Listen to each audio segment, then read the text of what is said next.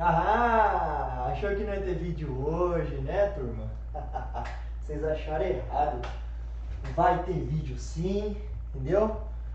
Vocês não se escaparam de mim só porque... Peraí. Só porque a gente tá numa semana aí de saco cheio. Eu estou aqui justamente para trazer a vocês conhecimento, né? Busquem conhecimento. Eu estava aqui relaxando na minha cama, agora está desarrumado, mas vou arrumar, obviamente, em um piscar de olhos, né? Para vocês, justamente para a gente começar o assunto aí, que eu não vou dizer qual é, justamente porque eu vou usar essa introdução para os três vídeos, né? Então, vamos fazer pro sexto, sétimo e oitavo, e cada um vai falar de uma coisa, não é mesmo? Estava aqui descansando justamente porque não temos aulas aí no Zoom, né? Então, dá para eu colocar justamente, né? Finalmente, na verdade, o meu sono em dia. Então é isso aí, galera. Bora estudar. Lógico que vocês vão ver isso daqui uma semana depois, mas eu, como uma pessoa precavida que sou, né, estou gravando com antecedência, não é mesmo? E prontinho, sexto ano. Olha aí, a cama está arrumada em um piscar de olhos. Olha só que mágica. Já pensou se isso fosse dessa forma na vida real? Seria fantástico. Deixa eu arrumar meu cabelinho aqui. Aí, porque esse headphone aqui acaba deixando tudo alvoroçado. E é isso aí, galera. Bom, sexto ano. Agora estou falando com vocês, sexto ano, não todos os alunos do fundamental. Que é o seguinte. Nós vamos estudar aí, continuar estudando sobre misturas, tá? De que forma? Nós começamos a fazer as atividades aí da página 318 da apostila de vocês. E eu vou pular algumas atividades, eu vou avisar quais são, eu vou dar uma arriscadinha nas atividades que a gente não for tratar, justamente porque elas são um pouco repetitivas, né? Então, pode deixar que eu coloco na tela aí e risco para vocês as atividades que nós não vamos fazer e vou aproveitar para discutir sobre o assunto, né? Pronto. Discutir sobre o assunto com a maioria dessas atividades aí. Eu falei muita palavra atividades, desculpa aí. Né? Sobre densidade, sobre volume, né? Sobre misturas homogêneas e heterogêneas e também separação de misturas, que é algo também muito importante, certo? Então, na tela para vocês aí a apostila. Bom, pessoal, então essa página aqui, que é a página... Peraí, deixa eu ver se o som está funcionando. Tá sim. Ó, essa página aqui, que é a página 318, eu estou gravando isso muito antes, com muita antecedência, como eu já falei a vocês, né? Eu acredito que eu consiga terminar com vocês em sala de aula, entre aspas, né? No Zoom, tá? E então, agora a gente vai para a página 319. 318 a gente vai terminar na aula Zoom, tá bom? Isso aqui eu já discuti com o sexto B, sexto A falta em discutir, mas vou fazer com os dois aí rapidinho na aula Zoom. E agora a gente vai para a página 319. E na página 319... tá difícil, né? Tá difícil. E na página 319 nós vamos pular alguns exercícios. Nós vamos, espera aí que eu tenho efeito sonoro para isso, hein? Ó, nós vamos pular alguns exercícios, tá bom? Vou falar cada um deles para vocês. Seguinte.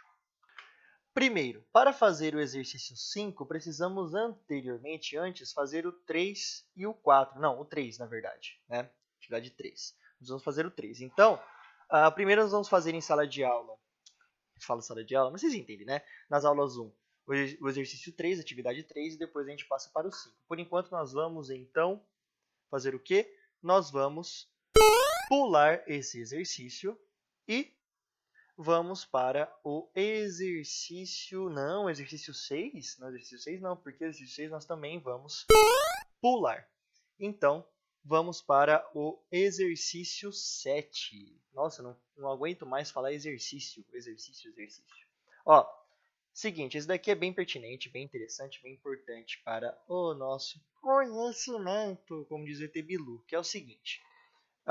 Nós temos... Será que está aparecendo meu mouse? Não sei se está aparecendo meu mouse.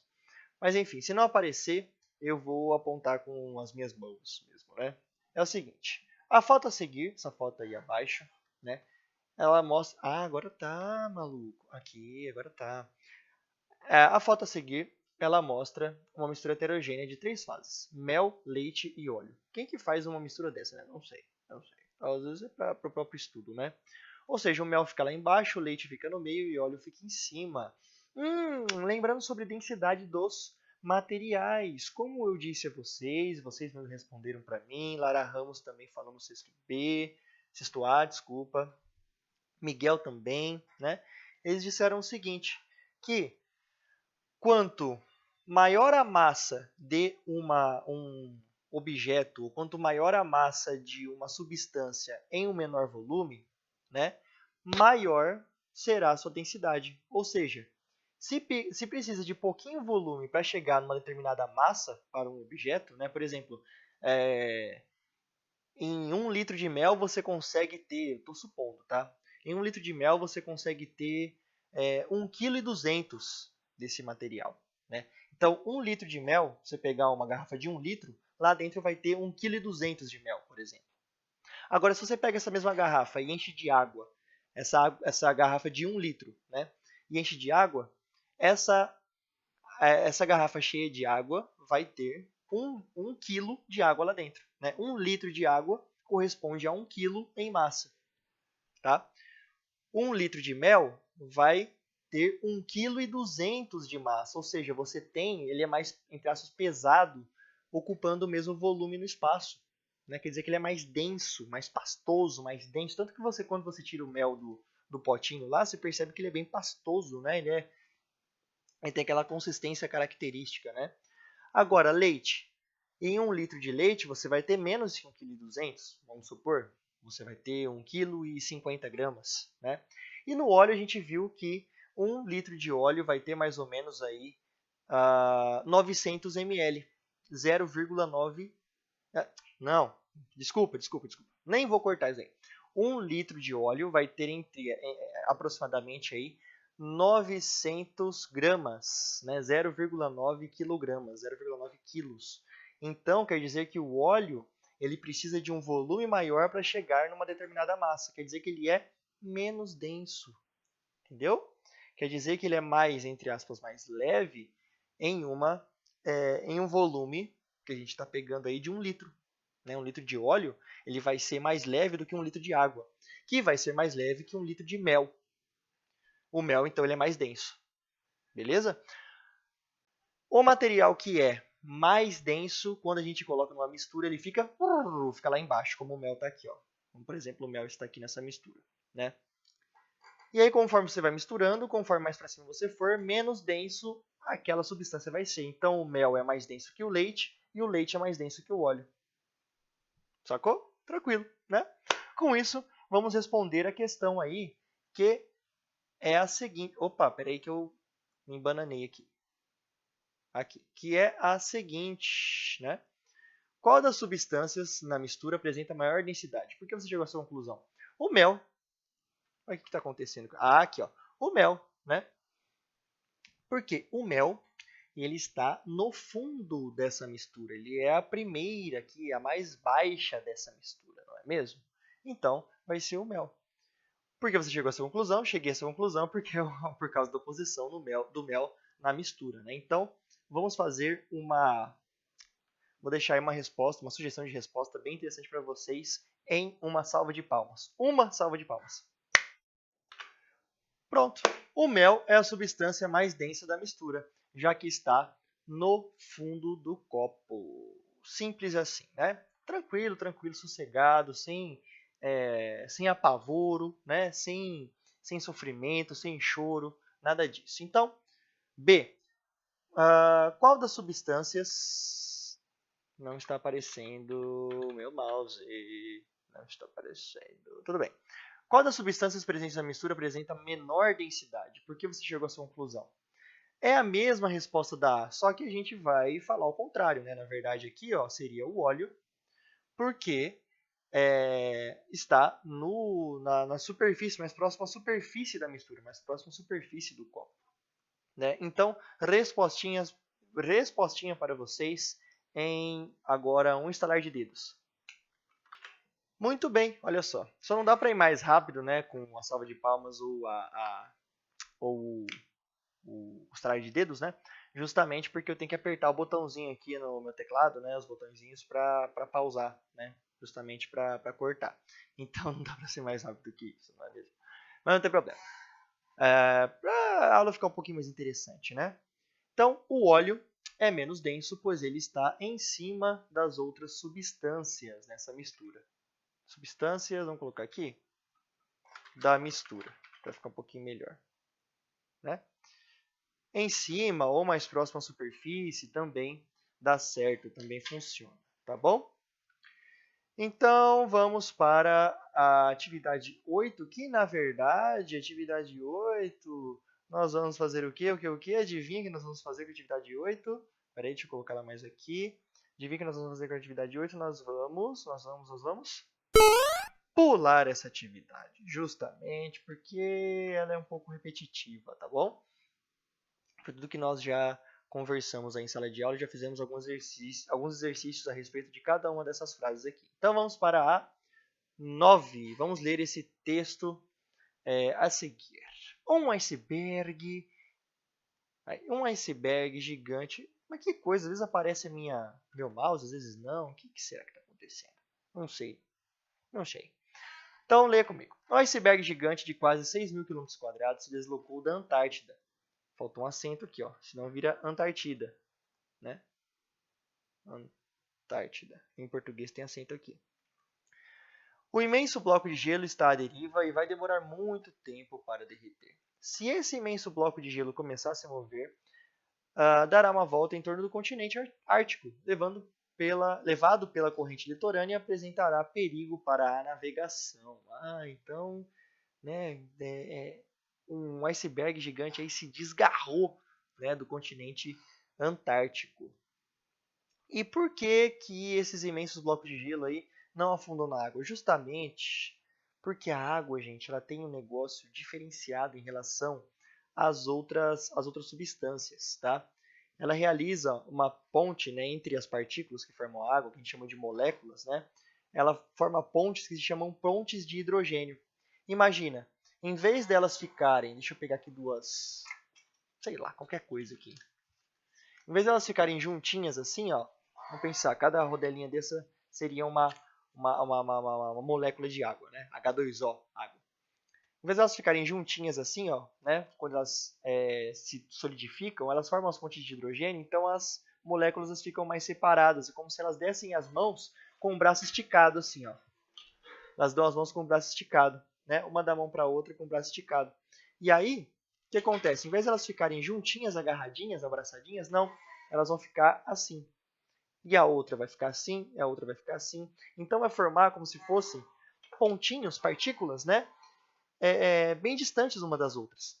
E essa distância faz com que a gente tenha menos moléculas em um certo volume, tem menos partículas, porque se elas estão muito distantes, elas ocupam muito espaço, né?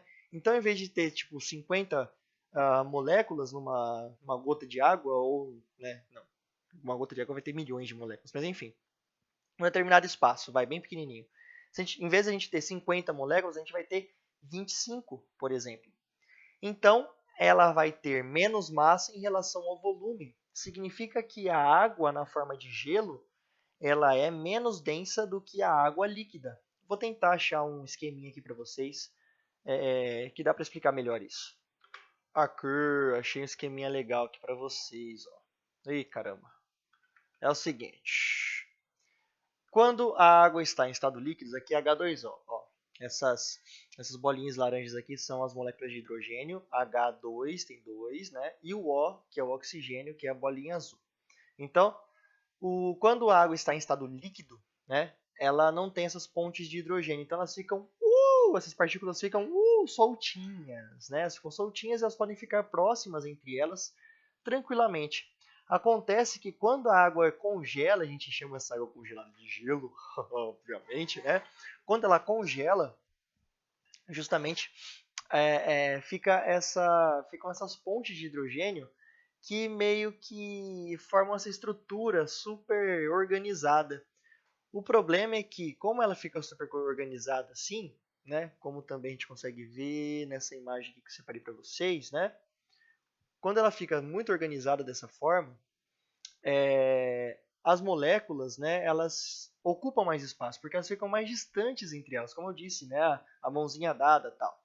Elas ficam muito mais distantes entre elas, né, formando como se fosse um cubo, como vocês conseguem ver aqui, e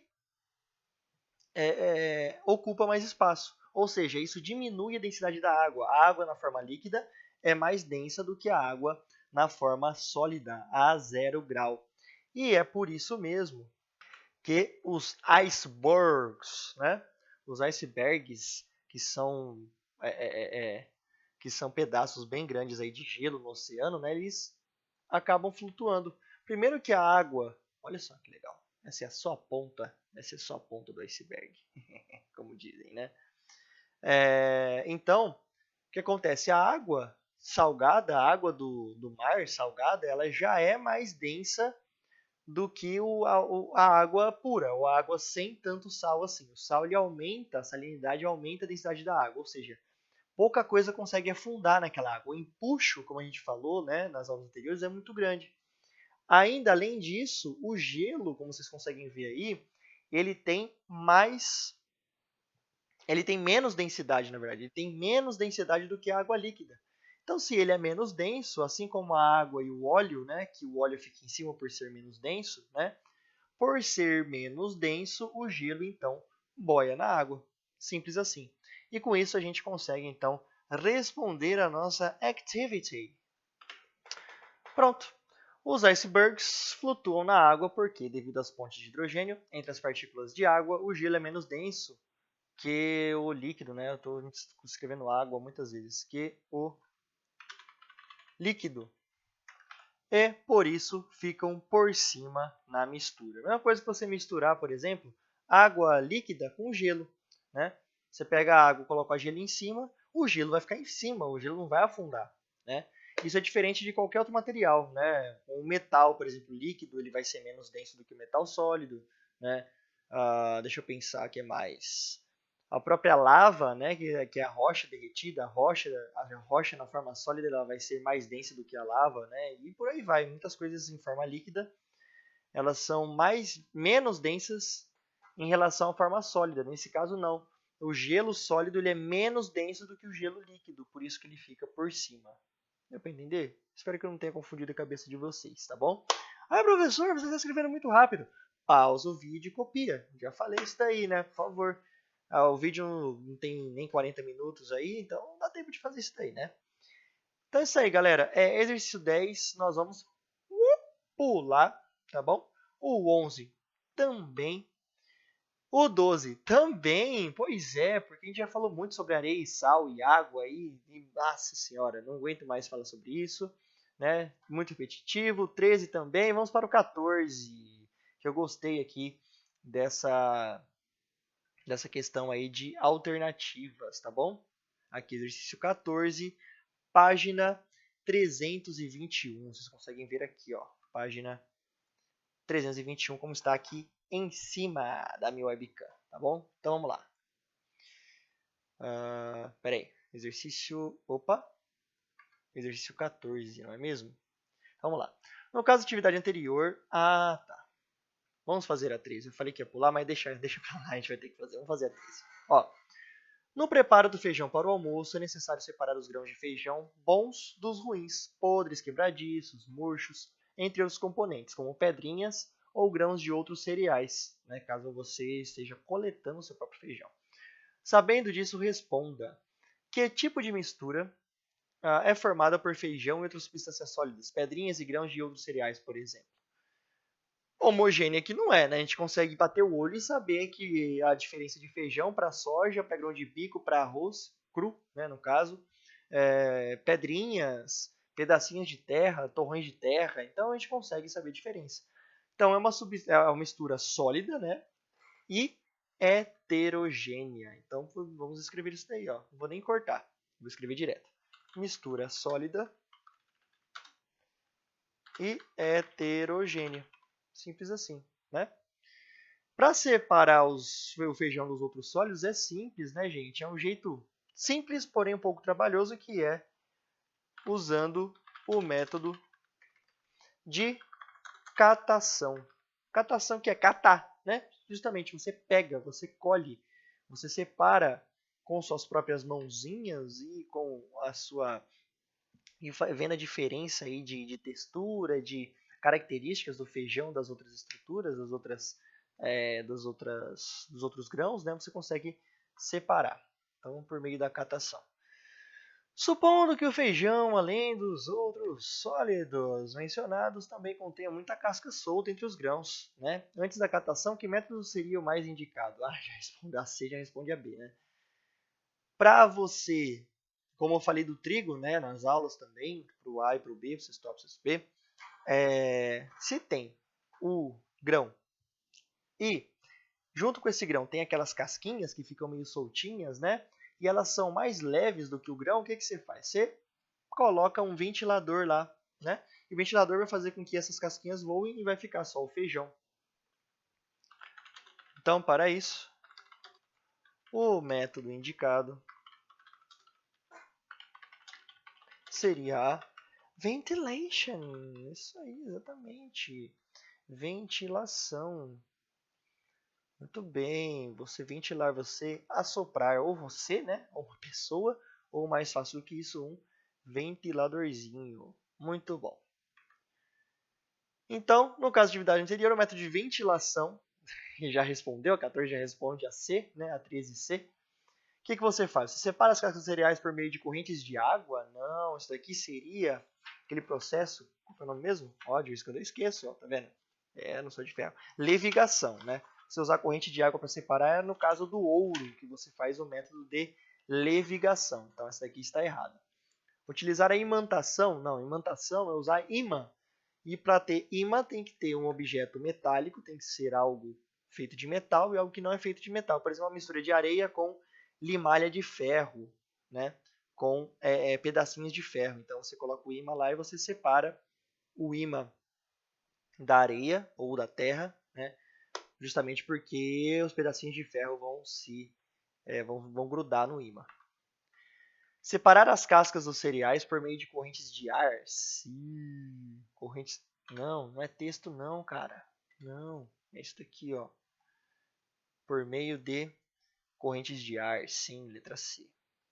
Vamos ver os outros por via das dúvidas. Separar os cereais das cascas por meio de destilação? Não, destilação já é um outro processo, não é nem ventilação. O nome é justamente esse que está aqui na fuça de vocês. Destilação, não é. E letra E. Colocar água na mistura cereais mais cascas. Nossa, tá parecendo Tarzan falando.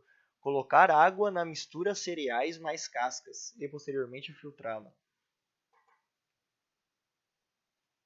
Enfim, nossa, deu até um bug aqui. Tá tão mal feita, né, que a gente pode até suspender essa daqui. Essa aqui não é. Não, essa aqui a gente nem vai levar em consideração. Então a resposta é a letra C. Muito bem, muito bem, muito bem. A 15 nós vamos... Calma aí. Deixa eu usar o somzinho, né? Já separei aqui tanto amor e carinho. A 15 nós também vamos pular. Exatamente, nós vamos pular. E vamos para a sessão tarefa. Que olha só que alegria. Não vou deixar de tarefa para vocês. Vou fazer com vocês rapidinho, pulando alguns exercícios também que estão muito repetitivos, tá bom? Então vamos lá, tarefa. Imagine dois recipientes iguais. Um está totalmente cheio de água e o outro está repleto de óleo. Qual dos dois recipientes irá apresentar maior massa? Essa vocês sabem, pô. Se eu perguntasse para vocês, vocês iam saber com certeza, né? Um está cheio de água, o outro está com óleo. Vamos supor recipientes de 1 litro.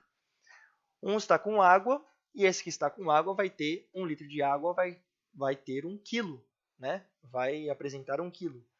E 1 litro de óleo não vai ter 1 quilo, vai ter menos, vai ter, por exemplo, 900 gramas, né? Justamente porque o óleo é menos denso do que a água. Então vamos lá, vamos colocar uma respostinha bacanérrima aqui para vocês.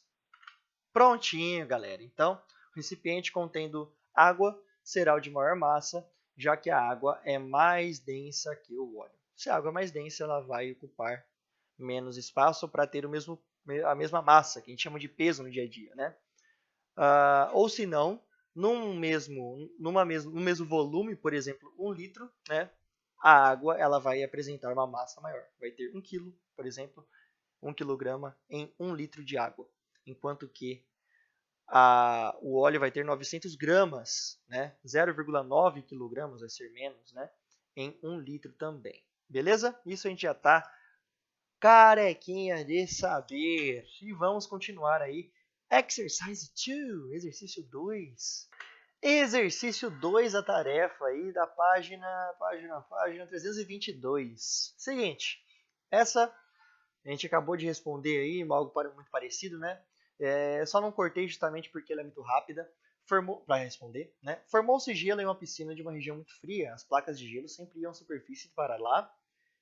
Não, sempre iam à superfície e para lá voltavam quando empurradas para o fundo. Por que isso acontecia? Simples.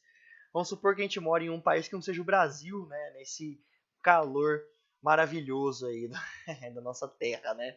Vamos supor que fez tanto frio que formou um bloco de gelo dentro de uma piscina. Aí você pega um capim de vassoura ou um galho, né? E empurra o gelo para debaixo, para o fundo, ele até vai lá para baixo, mas depois ele sobe novamente. Ele emerge, ele submerge porque você fez força para ele descer, depois ele emerge. Por que que isso vai acontecer, porcorio? Justamente porque o gelo, assim como eu disse, como a água ela realiza mais pontes de hidrogênio quando ele está na forma sólida, ela vai então ter um volume maior, com a mesma quantidade, a mesma massa de água, ela vai ocupar um volume maior. Com isso, se ela precisa de um volume maior, ela vai ser menos densa. Você vai ter menos massa em um mesmo volume, né? Em 1 litro de água líquida, você vai ter 1 quilo de água.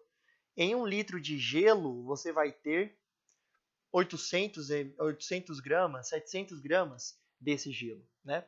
Então, justamente, eu tô falando muito justamente, né? Eu tô com mania de falar isso agora. Não tinha, que coisa.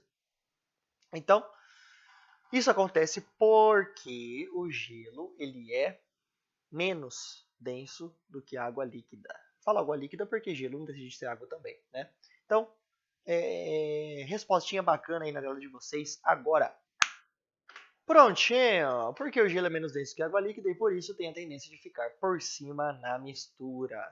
Se quiserem, vocês vão copiar isso daí. Então, para copiar, é só pausar o vídeo e anotar isso daí na apostila de vocês, beleza? Então, vamos para o exercício 3. Então, Pedro e Fernanda, Pepe e Fefe, né, foram estudar na biblioteca da escola. Leia o diálogo entre os dois colegas. Eu estou pensando, um aspirador de pó também separa misturas? Ou será que só suga sujeiras? Está estudando ciências? Estou. Pergunte amanhã para o professor na aula. Então vamos perguntar para o professor. Eu já respondo rapidinho aí para vocês. O aspirador de pó, gente, ele é um separador de misturas, sim. Porque o aspirador de pó vai pegar um esqueminha, mas nem precisa, porque é muito simples daqui, ó. O aspirador de pó, ele vai pegar uma mistura que é o ar atmosférico, que é feito de gases, e partículas muito pequenininhas, microscópicas ou muito pequenas, sólidas. É uma mistura, então, formada por gases e sólidos. Ele vai deixar o ar passar e os sólidos vão ficar. Não está separando o ar do sólido? Não está separando o ar das partículas? Não está separando as misturas? A mistura, no caso, né?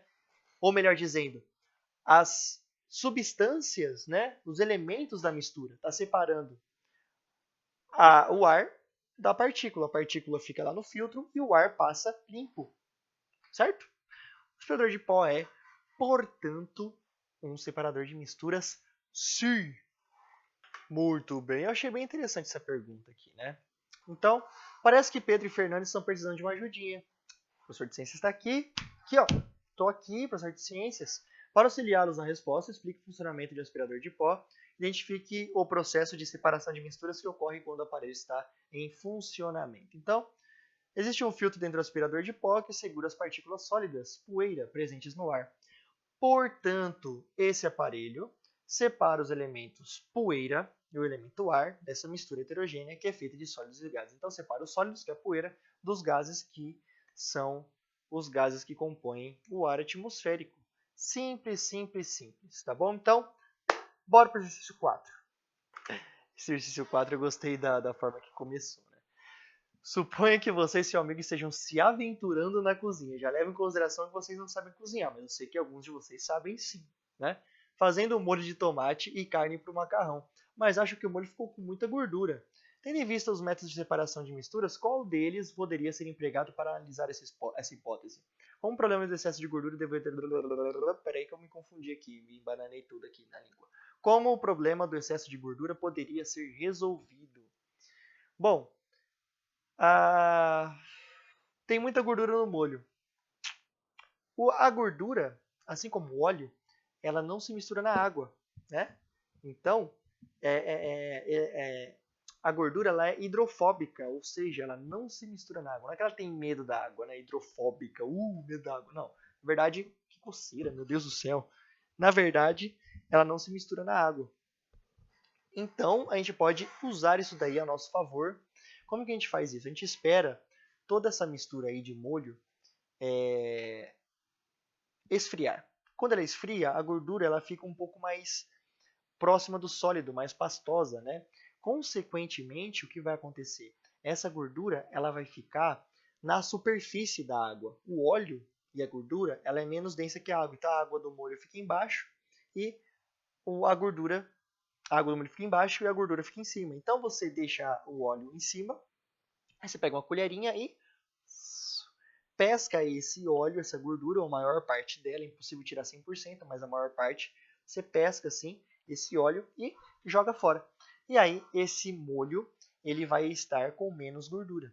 Então simples, esfria, deixa esfriar, a gordura vai subir e aí você com uma colher retira esse excesso de gordura. Certo? Vamos colocar isso daí no papel então. Então, podemos esperar o molho esfriar para que a gordura fique na superfície, já que não se mistura na água. Depois disso, retiramos o excesso de gordura com uma colher. Simples assim. Beleza? Exercício 5, galera, é uma conta para a gente saber, né, a densidade de um objeto em gramas por centímetro cúbico. Né? Basicamente, você tem que colocar, dividir 1.600 por 200 centímetros cúbicos. Quanto maior for esse valor, mais denso vai ser a substância. Né? Então, aqui seria 1.600 sobre 200, que daria 8. Né? Deixa eu ver aqui. 8 gramas por centímetro cúbico, exatamente. Então, 8 gramas por centímetro cúbico seria, então, a densidade do metal, de uma determinada peça de metal. Mas calma, a gente não falou muito sobre cálculos em relação à densidade. Foi de propósito porque eu quero que vocês entendam a parte conceitual. E mais para frente, daqui 1 ano ou 2, a gente começa a falar sobre cálculos mesmo de densidade. Tal. Oitavo ano, esses conceitos científicos aí todos, a gente já realiza cálculos. Mas agora no 6º ano eu quero que vocês entendam o conceito, que já é complicadinho, né? E vamos focar aí na base, porque se a gente aprofundar muito e vocês não entenderem nem a base, vocês vão sair desse ano aí sem entender nada. Vocês podem até acertar na prova, mas depois não vai lembrar. E não adianta nada, quer dizer que vocês não aprenderam. Vocês não fizeram o papel de vocês e principalmente eu, professor, não fiz o papel meu direito, que é o de ensinar. Sacou? Então, vamos pular o exercício 5 e vamos para o Você Aprendeu da página 323, tá? Que é justamente uma amarração, né, de tudo que a gente viu nesse capítulo aí. Então, lembrando algumas coisinhas aí sobre o empuxo, vamos pensar o seguinte, nós temos aqui um recipiente, né? O meu mouse não está aparecendo ainda, então, mas eu vou usar aqui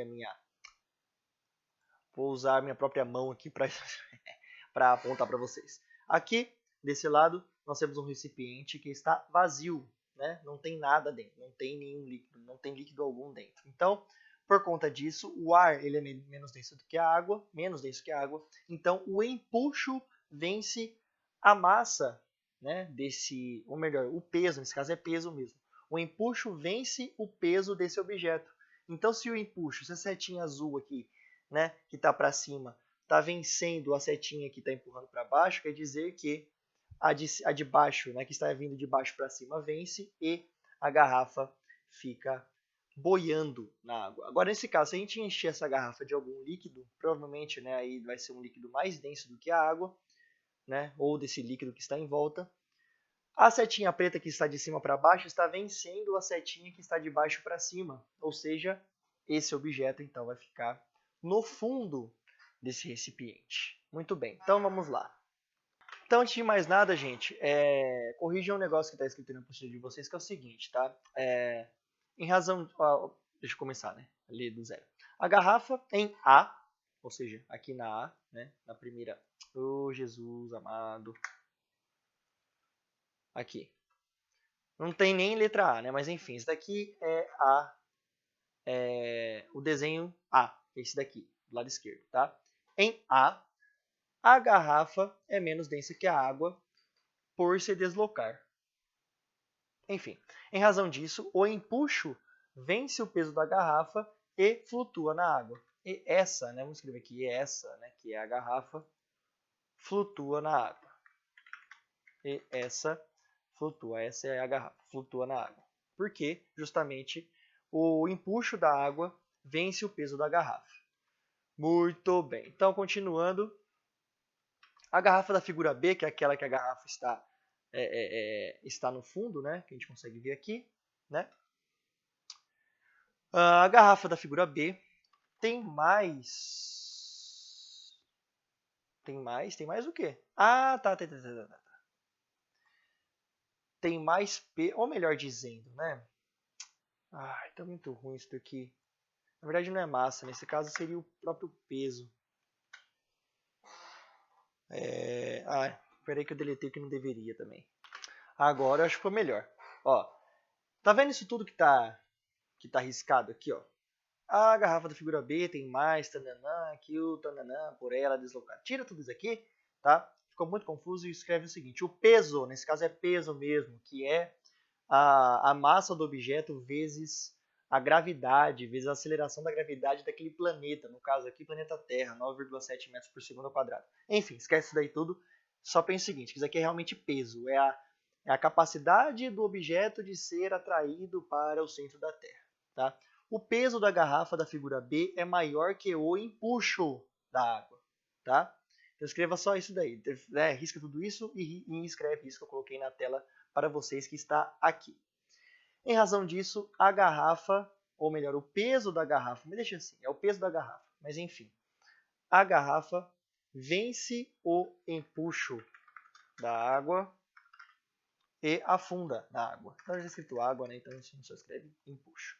Em razão disso, a garrafa vence o empuxo e afunda na água. Muito bem, galera, muito bem. Continuando essa parada que a gente já está terminando, que é o seguinte. Se acrescentarmos uma grande proporção de sal à água da figura B, provavelmente a garrafa se deslocará para cima do recipiente. Né? Então, vamos lá. Ó. Se a gente colocar muito sal nessa mistura aqui, vai acontecer que essa água ela vai ficar mais densa, ou seja, o empuxo, que é a força de baixo para cima, ela vai ficar maior, né? Consequentemente, essa garrafa ela vai começar a flutuar, assim como essa daqui. Essa da direita também começa a flutuar. Então o que vai acontecer? A garrafa d'água, né, a garrafa, ela vai se deslocar, ela vai se desgrudar do fundo do recipiente, ou às vezes, se a gente colocar muito sal na água, ela pode até mesmo flutuar. Beleza? E agora vamos para o último quadrinho aqui se você aprendeu finalmente falar aí sobre cuidados com a água na próxima aula, obviamente. Os métodos mais utilizados para separar misturas heterogêneas são aqueles que estão na página 309 a 313, que são muitos. Vamos revisar isso daí, ó. Vamos lá para a página 309. Aqui, ó, começa com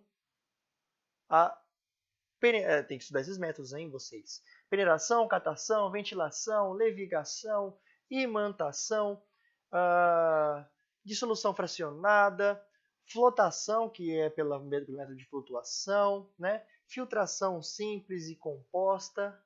Cadê? Sedimentação, bababá. Que mais? Decantação novamente. Centrifugação, como por exemplo o sangue, não é mesmo? E aqui já tem as heterogêneas. Heterogêneas e sólidos iguais, né? Separação de misturas heterogêneas, como por exemplo a filtração, no caso do aspirador de pó, como a gente acabou de falar, eu acabei de falar aí no vídeo hoje. Câmara de poeira, que nada mais é do que o aspirador de pó também, ou filtro de qualquer outra coisa, filtro de carro, por exemplo, né? A tal da decantação, novamente, né? E o método aí de destilação, como, por exemplo, aquele que retira o sal da água do mar, não é? Nas salinas. Beleza? Então, nossa, fiquei até cansado de falar rapidamente isso daí. Então, vamos voltar lá para a página 323, quase 40 minutos. A gente vai terminar essa bagaça rapidinho. Esse é o seguinte, quanto ao petróleo, né? Lembrando que tem aquela torre de separação, né, dos produtos do petróleo que você aquece e aí você vai tirando de acordo com o ponto que ele fica, né? Justamente porque a gente sabe, a gente tem que ver, né, qual é o produto de acordo com a altura que ele fica, de acordo com o ponto de ebulição dessa substância, ou seja, o ponto ou a temperatura que essa substância precisa para se transformar para passar de líquido para gasoso, ou ponto de fusão também. Então, a gente precisa do ponto de fusão, que é quando a substância passa do sólido para o líquido, e também ponto de ebulição, que é do líquido para o gasoso, tá bom?